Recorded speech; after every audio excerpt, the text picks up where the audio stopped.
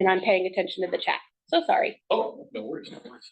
Well, my name is Garry Brown, and I'm market president for Reising Radio Partners here in Columbus. You know us better probably as localnewsdigital.com, QMix, Corn, Mojo, and WJCP Radio. And if you don't know any of those things, you may know about the QMix musical fireworks that happens usually on July 3rd every year, and it has been happening. Now this will be the 35th year. So there are many reasons why local business owners have decided to attend this presentation in the past. Probably the most common reason is that, a lot of business owners have invested a lot of resources over the years in advertising and have, at least in my experience, having talked to probably a few thousand people over the last 23 years about this, in my experience, I found that a lot of these folks have invested money in advertising, had an idea of the results that they were expecting, and didn't actually achieve the results that they were expecting. And maybe the worst part of that is that they weren't absolutely sure why that happened. Just out of curiosity, has anyone in this room ever been in that situation before? You've run advertising before, but you weren't sure. So I've got one hand. Okay. We saw some head nods online. Okay. Also, head nods on. What I found is that typically, if we have a room 25 or 50 people, at least 70 or 80% of the folks have run an advertising campaign that they haven't been terribly satisfied with. For those of you who have run an advertising campaign that you weren't satisfied with, were you absolutely sure of the reason why you weren't satisfied with that campaign? No. Didn't know why it happened, just knew that it wasn't up to snuff. Didn't really get the results that you were looking for. Don't know if anybody online's had that experience as well. Well, over the next hour, I want to explore many of the problems that likely led to ad campaign failure, and also how to avoid making those mistakes again. So, and I got to get used to it too. Okay, thank you. Let's start off by addressing consumer buying cycle facts. What I find is far too often when we're talking to local business owners in this market or any other market I've been in, we don't start with the basics. And so I want to talk a little bit about the basics first. Back in 2017, there was a study that was cited in Forbes that revealed the average US consumer is exposed to 7,000 commercial messages a day. And that sounds ridiculous, right? That sounds like, how could that even possibly be? But I don't know if you guys are like me. This is my alarm clock. I don't know if you guys do. I've asked several times over the years, well, who has a regular alarm clock? And they always say, pretty much, we did have one person in the last time I did this, actually last week at our office, who said they had an alarm clock, but they also said they didn't actually use it. So we do at our house. I'll admit, okay, we have it, but we also have the phone. So the phone goes first, and then the actual alarm clock goes. Yeah. So when you start thinking about 7,000 commercial messages, well, when you realize you wake up to a commercial delivering device, it's not so hard to imagine that 7,000 commercial messages is actually possible in a day. So think about the human brain is designed to do what? Sleep does what? Does anybody know what sleep is designed to do besides keep you sane? Part of keeping you sane is also to filter out all the messages you've been exposed to during the day that are completely irrelevant to your experience, whether it's from commercials or people talking to you or phone calls or emails. Sleep is designed to remove that and help your brain focus on things that are actually relevant to you. So there was a study that was done recently, actually in the past year, and was uploaded on a site called bango.com that found that 66% of US consumers think that the majority of digital advertisement they receive is completely irrelevant to their lives, which is kind of scary, actually. So our minds are overwhelmed by irrelevant content, and they're constantly working overtime to figure out what to ignore. So now we're setting the stage for how challenging advertising can be for people, because our minds are designed to dump what is not useful to us. So, do you need to go back? No. Okay, go forward. So, second, it's imperative to understand what drives an average person to buy anything. Let's talk a little bit about consumer behavior. After all, advertising doesn't exist in a vacuum. Instead, it exists to modify consumer behavior and direct it toward purchase. Consider the vast majority of consumer purchases happen as a result of need. Not that we don't ever buy anything just because, and just, it would be cool to have it, but the vast majority of purchases are driven by need. For example, a homeowner usually buys a refrigerator for one of two reasons. Either you're buying a new home and you need a new refrigerator because the home doesn't have one, or your current refrigerator is no longer functioning and you can't really live life very comfortably without a refrigerator in your home. So just out of curiosity, what do you think the biggest reason, the most common reason is for why people buy what you sell, either your service or your product? Anybody have a thought on what the most common reason is for people buying what you sell? Yeah. People turning 65. Okay. Yeah, absolutely. Changes. There's a lot of changes in life. There's some good examples up here of what we call triggering events. Almost always, the average consumer makes a purchase due to a triggering event, like the one I just mentioned, the refrigerator situation. But you've also got some other examples on this slide of things that trigger people to make purchases. For example, if you have an automobile crash, you might find out that your insurance didn't reimburse you quite the way that you hoped, and maybe you need to shop for new insurance. Maybe you got injured and you need a chiropractor, or if it's worse, maybe a surgeon, right? You have plumbing issues. I've had this happen to me, and suddenly you need to replace a floor, some drywall, or maybe even worse, a whole lot of things. You're having a wedding. Those of you who are married know that it takes months of planning for a wedding and a whole lot of purchases to get ready for one. And retirement, speaking of retirement, a lot of people are either downsizing or they're looking at their wealth management person to help them. So there's a lot of reasons why that people have triggering events and decide to make purchases for sure. So next slide. Once a triggering event happens, it sets in motion a whole series of events. This particular slide here, this particular graphic, is what we call a purchase funnel. And after a triggering event happens, say for example, your refrigerator has failed and you need a new refrigerator, you go through 4 stages. Right? The first one is awareness. Oh, wow, looks like all of the stuff in my refrigerator is now ruined. This is a problem. And then you go through the next step of consideration, which is would folks think about shopping the brand if they had a need? So if from the perspective of the business owner, are people thinking about shopping the brand if they needed to? And maybe that's Best Buy, maybe that's, well, we don't have really a local appliance store anymore here, but when we did, that would have been the place for people to go. The next step is brand imaging. And what perceptions of brand do people have, of your brand do people have?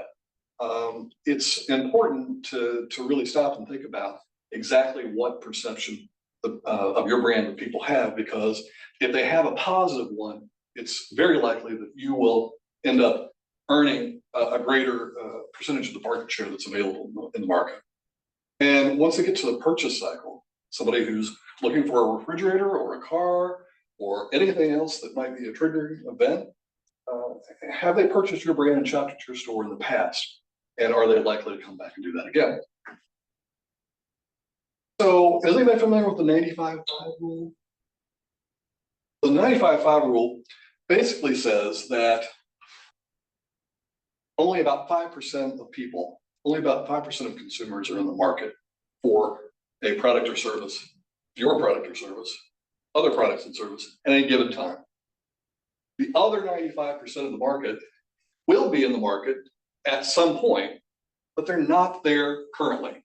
Could be a month, could be a quarter, could be a year, could be more than 1 year. Right?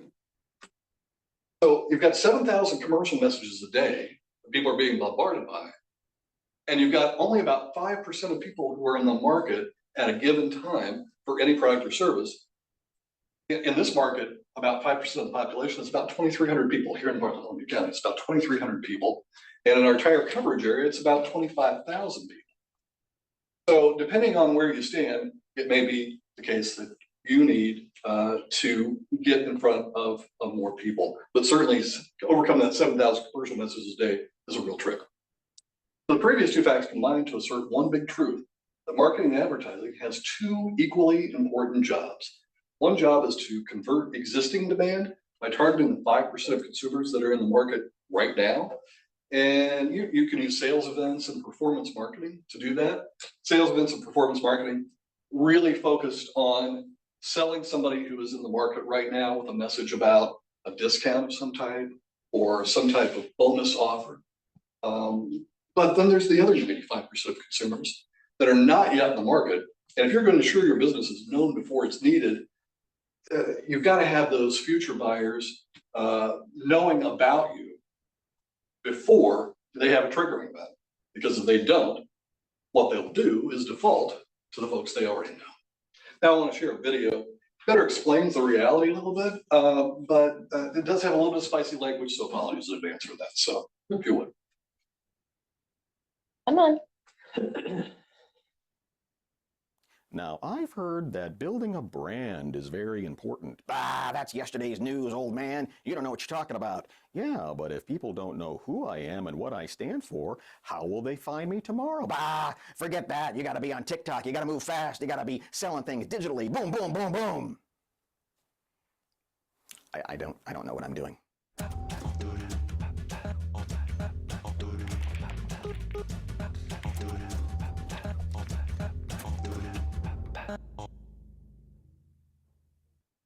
Click here to buy now, subscribe and save, add to cart. Other people also have this in their cart. You left something in your cart. Are you sure you don't want to go back and buy that thing that's in your cart right now? Good God, there's a countdown clock. Buy it now or we'll never sell it to you again.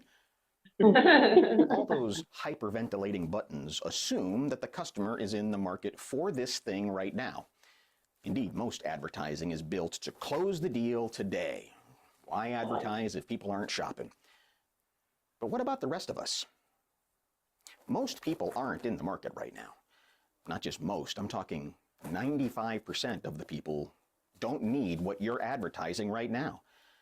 A recent LinkedIn publication shows that businesses change firms every 5 years on average. This means only 5% of businesses are in the market to buy something every quarter. Professor John Dawes from the Ehrenberg Bass Institute says this is true for everyday products too.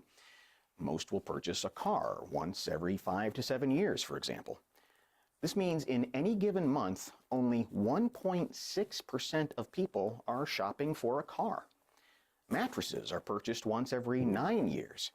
That means the last commercial you saw for a big mattress sale was wasted on 99.1% of the public who don't want a mattress at any price. Mattresses from $24 to $99. Each piece sold in sets. Brand new, free layaway for the next 3 days only. They won't buy a mattress no matter how low the price because they don't need one. The direct response ad industry, which includes most of what you see online, is built upon hyper-targeting to those scant percentages of people who are shopping right now. If you're not shopping today, to hell with you, you're of no use to us. But does that feel right to you? Are future customers useless to you? Think about it this way. If a customer in the store is the only customer who matters, why bother putting a sign outside? Why drive around with your name on your vehicle? Who needs a whole website when just a drip campaign is what's going to sell stuff? Why do we need farmers? All the food you need is in the grocery store. When you begin to realize that most of the people you're talking to have no need for your product right now, it should instruct how you advertise. It doesn't really change your dollars. Instead, it changes how you apply them. More importantly, it changes what you say. Your goal is to intentionally, deliberately work to build trust and likability. These are the positive messages that help the future customer remember you tomorrow. These messages are not about you and your offerings and your discounts. Instead, they're stories about your customer and how she'll feel once you've solved a problem she doesn't yet have, but will one day. You see this play out in product after product, decade after decade. The stalwarts like Crest and Colgate dominate their category because they've worked diligently to tell you what they believe and how that matches with what you believe. Look, Mom, no cavity. Oh, that's wonderful. Let's see. Not one new cavity, the dentist says. Oh, I'm so glad we changed to Crest toothpaste. You see the opposite in a jewelry store that you've never heard of until Valentine's Day, or the florist that only appears around Mother's Day. Who are these people? Can I trust them? They only seem to show up when I have money to spend. Maybe it's just easier to go online. At least I've heard of those companies. I'm going to get my damn money's worth out of these things. Of course, you do need to sell things today. Even if only 1.6% of the people need a car this month in a city the size of Akron, Ohio, that's still about 3,000 people. They're certainly important. Now, the good news is there are dozens of effective tools to help you sell something today. But the bad news is if you ignore the other 175,000 people in Akron, Ohio, by only talking about your big sale today, well, you're going to have a hell of a time selling to them tomorrow. What are your thoughts on this? If you look at your advertising, are you... Now, I've heard that building... He likes to come back. So it's pretty obvious that advertising consistently it's necessary to farm the 95% of consumers that are not currently in the market for what you sell. But now the question is, well, how do you create an effective campaign that drives measurable results when you're focusing on people who aren't ready to buy right now? To understand that, it's important to first understand what advertising is, and second, understand how advertising works. And keep it on this one real quick. The Wall Street Journal surveyed a few years ago, surveyed over 500 owners of small to medium-sized businesses. 93% of those people said that they didn't feel like their advertising was working. What the interesting thing about that survey was, though, that 85% of the same people who said that their advertising wasn't working also admitted that they didn't actually know how advertising was supposed to work. You can imagine a situation where you buy a new car, for example, and you're having trouble getting it to start, but you, like me, don't have any idea how cars work. I'm not mechanically inclined at all, and you think that there's a problem. But in fact, it could be something very, very simple. And more often than not, it actually is a fairly simple issue. So it's important, like I said, to better understand what advertising is all about. And so let's start off by defining it. You may have considered a different definition of advertising in the past, but here's the actual Webster's, if you will, definition of advertising. It's the paid use of a controlled message to elicit a response. Has anyone defined it differently in the past? Now, I have talked to some people who believe that advertising doesn't have to be paid. I would counter in that case that if it isn't paid, can you control it? Right? In most cases where you have opportunities to put a message out in an unpaid way, you cannot control it at the same time. It's very important to define advertising so we can develop a realistic view of what can be expected from advertising. For that goal, let's keep in mind that advertising only has two objectives. First is that it can help your business keep its current customers. And second, it can help you find competitors' customers and bring them over to you. But I was not too long ago brought up the fact, one of the people that attended the meeting brought up the fact that maybe there's a third possibility. And I'll give you a hint of what that third possibility might be. So Bartholomew County, as well as Johnson and Jackson counties, over the last 3 years have enjoyed some pretty significant growth. Does anybody know how much growth we've had over the last 3 years? 0.4% in Bartholomew County, which is about another new 2,000 people in the marketplace. Well, another possibility for marketing and advertising in terms of how it can help your business is, well, if you could just reach all of the new people that are in the market, most of those folks do not have an established attorney, do not have an established dentist, do not have an established any retailer, any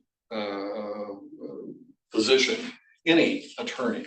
And so there's a real opportunity to speak to those folks as well. To understand how advertising works, you've got to have a pretty good understanding of how to grow a business. And I'm going to suggest here that there's only 3 ways, but I'm happy to hear anybody who's got a thought otherwise. First, you can try to increase your margins. Let me ask a quick question. Who has called the utility company recently and asked them to lower your electric bill? Has anyone done that? And if you did, what did you do to get them to do it? I bet they said no. So that it's tough because the expenses that are set are kind of hard to overcome. Same way with your vendors. If you've got vendors, you're going to have a very hard time getting the vendor to give you a lower price for the products that they provide for you. Then there's the possibility of being able to increase your current customers' frequency of doing business. By show of hands, who has a loyalty program with their business currently? Does anybody have a loyalty program? Anybody online have a loyalty program? Listen, I have a Kroger card. Sure, I use it. And that works. Loyalty programs work really great with certain categories of business and not so great with others. For example, if you're only buying a new refrigerator once every 10 years, then a loyalty program is not going to be very helpful for a client seller. But there is a third category that probably provides the greatest modicum of control for a business owner, and that is increase market share by creating new business, right? And so just out of curiosity, what method is anyone in the room currently using to increase new business? Referrals, okay, great. And tell me about how you prompt referrals. How do you get referrals? You ask your existing clients. Okay, all right, good. You know, Very good, very good. or people like this. Yeah, very good. Anyone else have a method that they're using to drive new I would business? say, events in the community, Okay. getting out in the community. Okay, very good. And participating in those events? Yes. And present those events. Okay, great. Anyone else? Okay, very good.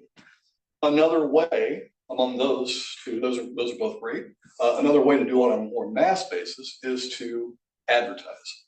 And maybe the greatest benefit and the most controllable way to grow business is to advertise, because you can do a few things with advertising.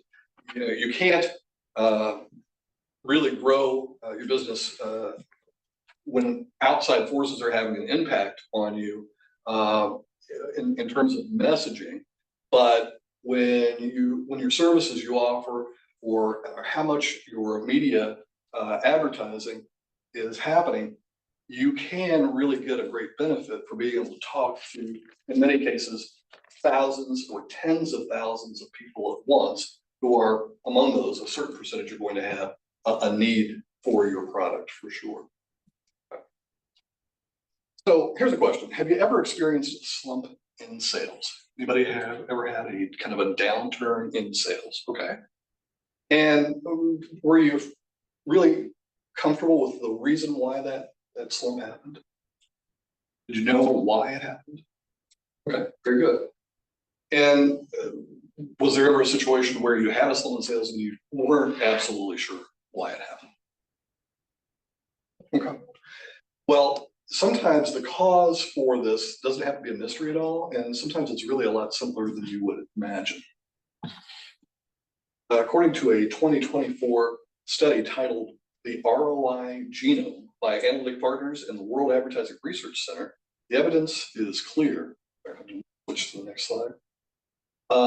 Switching from a performance strategy to a combined brand and performance approach typically boosts total revenue returns by an incredible median 90% uplift. So it's going to be important for us to talk about what is meant by performance and what is meant by brand advertising. We'll get to that in a minute. Conversely, businesses that move exclusively from performance advertising over time suffer the performance penalty, which is median revenue ROI decrease of 40%. Remember, performance advertising is any short-term advertising that's designed to specifically reach those 5% of the people who are in the market right now. And brand advertising is designed to reach the 95% of people who aren't in the market now, but likely will be in the future. So since this new research shows the distinction between brand and performance advertising is essential to decision-making, you're likely wondering how to allocate your ad budget for maximum results. Once again, the World Advertising Research Center has the answer. This graph illustrates the percent of ad budget invested in brand equity execution. In other words, branding. Finding out how to get your message across where people think about you first when they have a triggering event, right? So a minimum of 30%, according to this study, a minimum of 30% should be allocated to brand equity advertising to avoid the risk of the doom loop, which we mentioned in the last slide. And for most businesses, that's the minimum, but for most businesses, they will actually achieve the ideal results if their brand equity type of advertising is between 40 and 60% of their budget. Finally, 60 to 75% of the budget, you can optimize the scope and not exceed the search ceiling. And by search ceiling, I mean the percentage of your total advertising budget that you should spend on search-related advertising. So in other words, most brands will optimize their advertising results by investing 40 to 60%, so let's say 50%, of their total ad budget in branding solutions. In spite of this fact, performance advertising currently makes up nearly 80% of all ad spending in this country. If only more business owners knew about that, I suspect that there would probably be a big change. And the reason why most people don't know about this is this ad study is brand new. Literally came out, finished, I think, at the end of 2024 and just was published, I think about 2 weeks ago. So it's brand new information.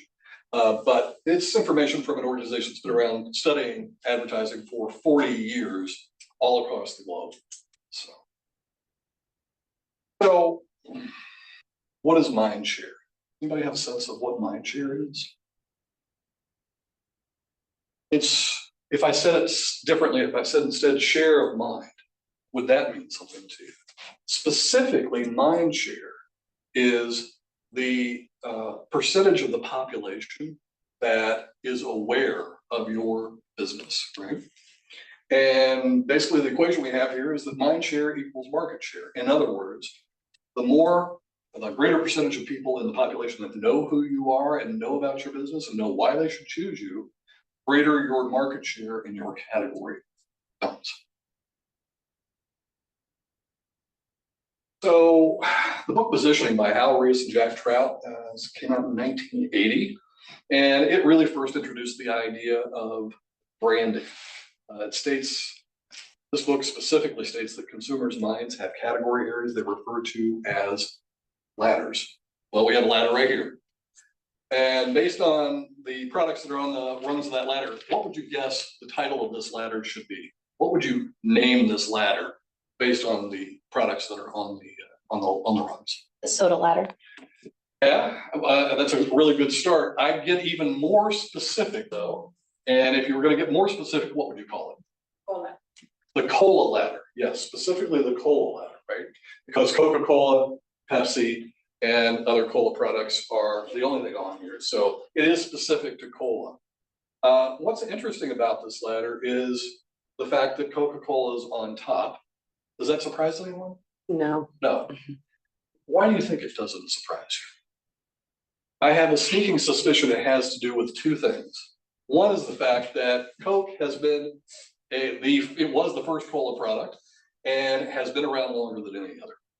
But it also has to do with something else.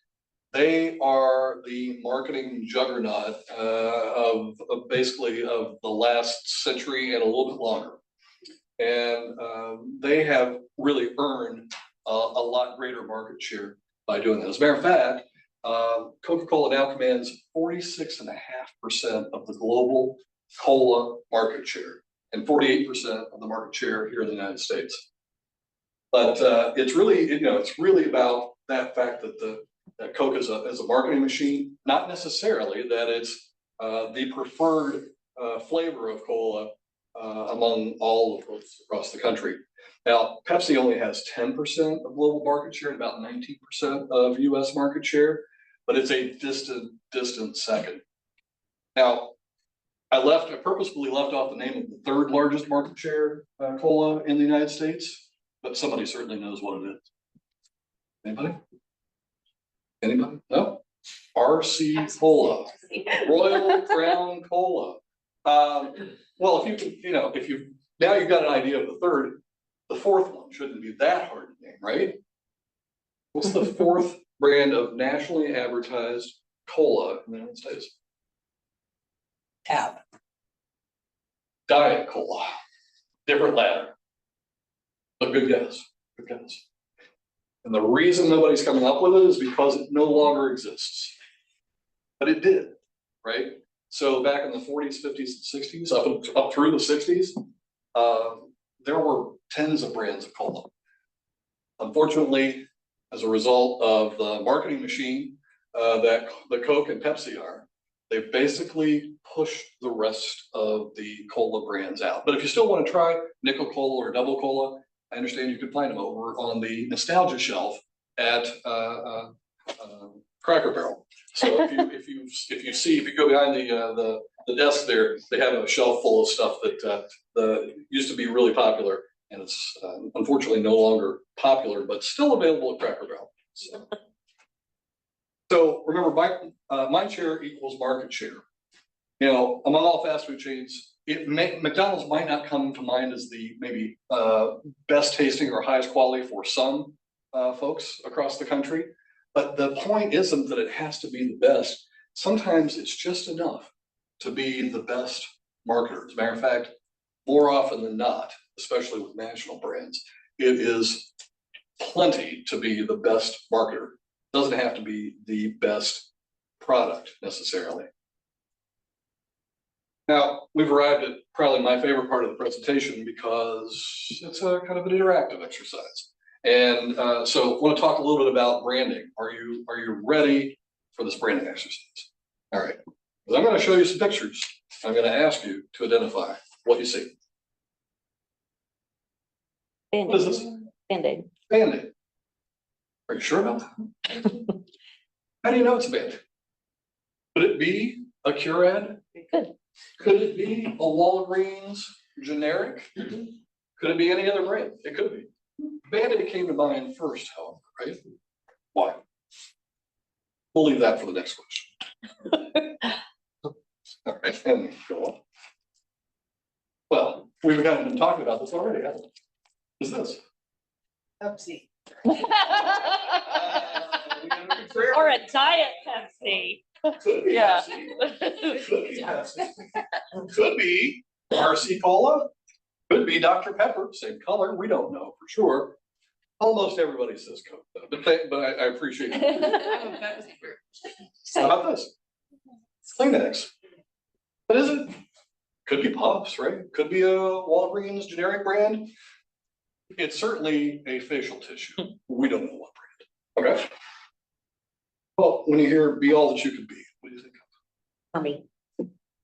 Okay. Now, how long ago did that ad campaign run? I can tell you. 70s? Well, it ran a little later than that. It ended 35 years ago.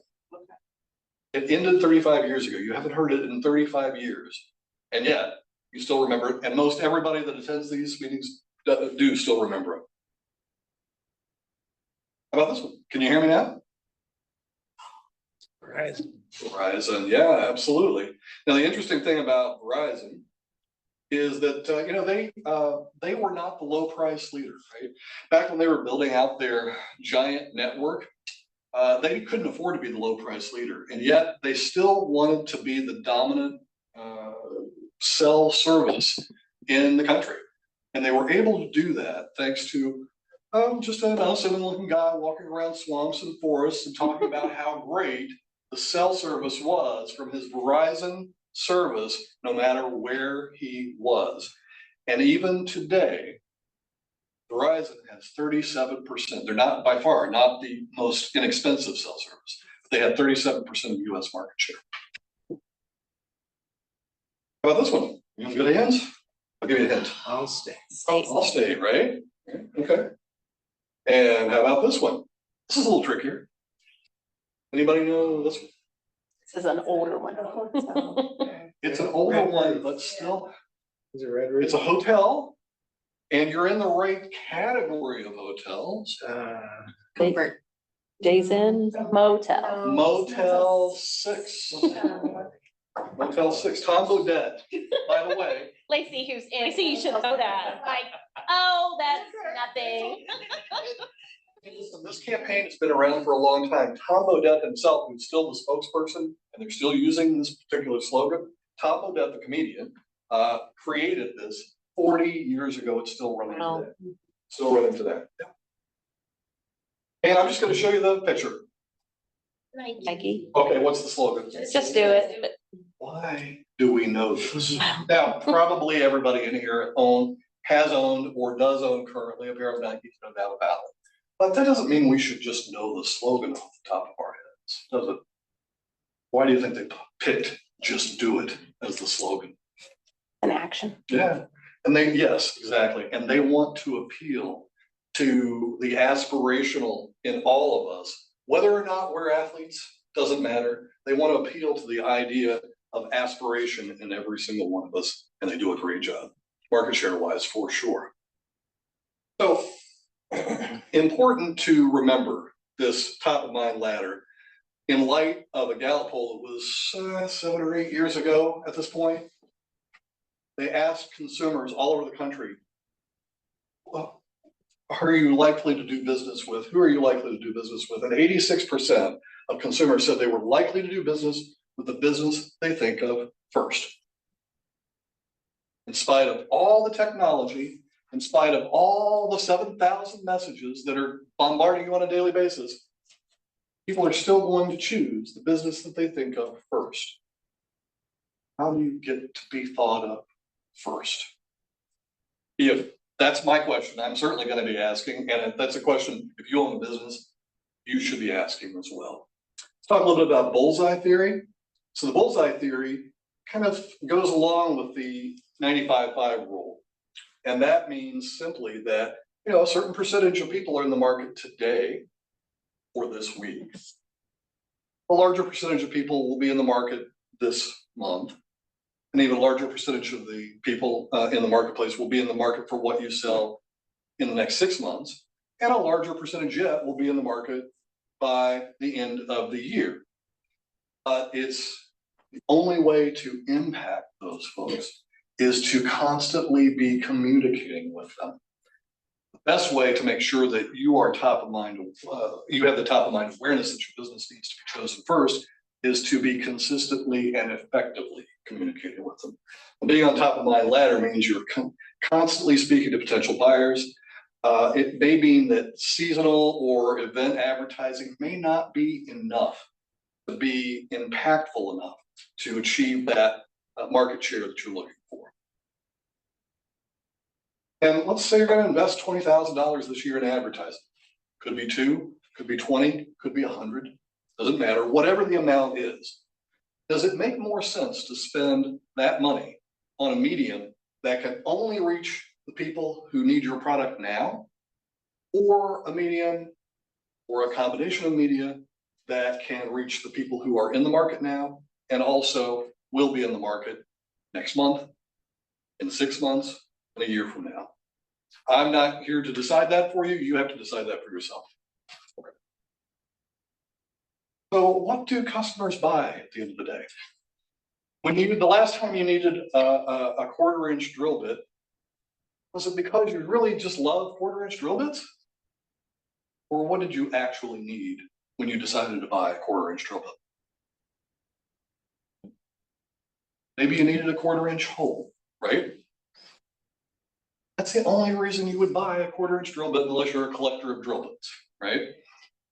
And that's the important thing to remember, is that people buy what they need for the most part. We started out talking about this, but it's important to be able to communicate through messaging exactly what people need to hear from you, which is, how is this going to solve the problem that I have? Because that's what people are looking to do when they make a purchase. They're looking to solve a problem in most cases. Most people don't care, in fact, about exactly what the product looks like, what the specs are, or really anything else that's a physical attribute of the product. Most of them care about the benefits that they will derive from the product that they buy. They don't care necessarily about power or sharpness or speed. They care a lot about the final result. So it's imperative not to waste time on explaining details in any kind of advertising you're doing. Focus on the benefits in your message if you want to make it truly compelling. And if you're going to spend money to advertise, you should want to make it truly compelling. What's the benefit of Geico, since we're talking about benefits?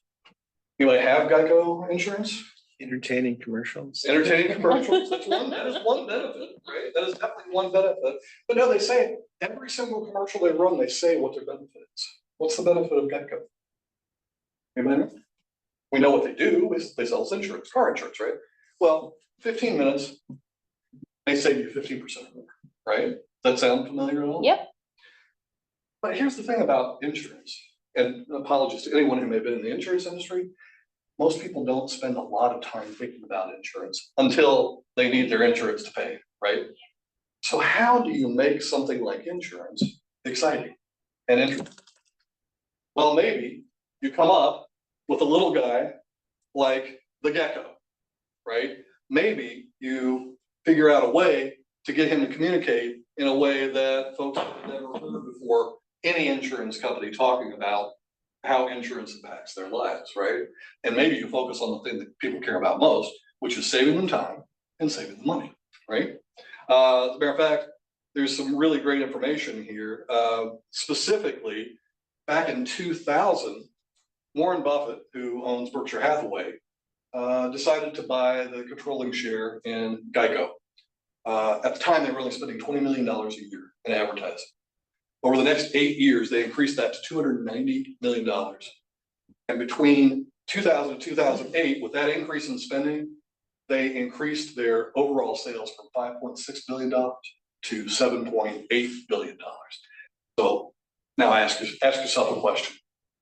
If you had $5.6 billion to spend, or to make, if you had $20 million to spend, and you could increase it by $270 million, would it be worth it to you to do that if you knew you were going to increase from 5.6 billion to $7.8 billion? Well, forget about that for just a second, because one, none of us are Geico and none of us are Berkshire Hathaway, right? And by the way, we're only doing business here in South Central Indiana for the most part. So we don't need to spend at this level, but just move the decimal point. Would you spend $29,000 to increase your total revenue by $220,000? I think most people would. Okay. So Geico has creative strategies and they got great results. The simple design, a humorous British accent, all of these things really nobody in insurance was doing before this. And what did it do? It really made a big difference overall. As a matter of fact, it made such a big difference that now Geico spends about $1.2 billion a year in advertising, and their sales annually are about $35 billion. A good argument for consistent messaging over time, I think, right? It's worked. Again, move the decimal point if those numbers don't apply to your personal situation. They certainly don't apply to me. If you do have that, the chamber needs investors. For sure. We're looking for sponsors. Exactly. A discussion of Geico is a great point to come full circle on this conversation. In 2021, the World Advertising Research Center conducted research that made the connection between ad quality and customer conversion. Research concluded that dull ads convert existing demand. Dull is a relative term, of course, but duller ads, convert existing demand via short-term sales activation. They generate leads among the 5% of consumers that are ready to purchase now and are usually persuasive due to the value of their offer They're usually making some kind of discount offer. Research also concluded that interesting ads create future demand among the 95% of consumers who are not yet ready to buy. Compelling ads create lasting business outcomes via brand building and really just creating positive associations with that business, right? Because at the end of the day, if we're going to invest our hard-earned money with a company, we want to have a positive association with that business. It just makes sense. Oh, by the way, bonus points if you have a jingle or make the ad funny. Research by the same group shows that both jingles and intentionally funny ads improve conversion by as much as 5 times versus the least funny ads, right? So if you want your money to go as far as it possibly can when it comes to advertising, make that ad compelling, maybe make it funny. So here is well, we move on. Yeah, here's a quote from Les Binet. He's a guy from the UK who's been researching advertising now for over 40 years and has doing a lot of really great research that impacts a lot of the things that we talk to our clients about. He says, in order to really build strong brands, you've got to start preparing consumers long before they even start thinking about the product or the purchase. That means engaging them so that when they're not interested in what you had to say, when they are not thinking about the product, when they have no need to be satisfied, you have to be engaging them well before they are thinking about it. So you can only do that by engaging them with things that are intrinsically interesting at a human level and that will be remembered for a very long time. Like, be all that you can be, or 15 minutes will save you 15% or more. Also spoken by a very cute little gecko with a British accent. Not a bad idea, for sure. All right. Creativity is the biggest ROI multiplier within our control. There are a number of factors that can make a difference, but what I think is most interesting is right here. And I know it's small, so I apologize, I'm going to point it out. 1/10 of a point difference is all that the research shows that targeting makes in terms of advertising driving growth. 1/10 of a point difference is the biggest difference. The biggest thing that you can control is the quality of the creative. Brand size is something that happens as a result of all the efforts that you put into growing your brand, right? That's uncontrollable. It happens over time. But creative quality is the biggest thing. And that's something that we really enjoy working on at our company, for sure, with working with our partners. All right. Last but not least, along with creativity, consistency and frequency are vital elements to successful advertising. Frequency and consistency are key because at the end of the day, you're trying to overcome 7,000 messages. Now the vast majority of those messages are very short term. Like I said, 80% of ad spend in the market today is based on short-term results, trying to achieve short-term results, performance marketing. But the real long-term success is based in brand equity and brand building. And it's kind of like, if you think about it, it's kind of like the difference between what happens to you if you go to the gym for 30 days versus what happens to you if you go for 365 days. And I know this personally because I joined a gym several years ago and only actually made it in 3 times in 3 years. Needless to say, I did not get the results I was hoping for, right? So I want you to be very aware of that. Okay. Any questions? Does anybody have any questions about any of the information that I shared? I actually have a lot of research that if you're interested, we'd be happy to share. There's a whole lot of research behind the kind of the basics that we've shared here, but there's a whole lot more research that if you're interested and you'd like to dig in and find out how a really great top of mind awareness can help you and why it will work. We'd be happy to share it with you, talk to you about it, and have that conversation. So Without further ado, thanks everyone for taking the time. It was a pleasure to have a chance to talk to you, and I hope that we'll have a chance to talk with some or all of you again in the near future. So thank you very much.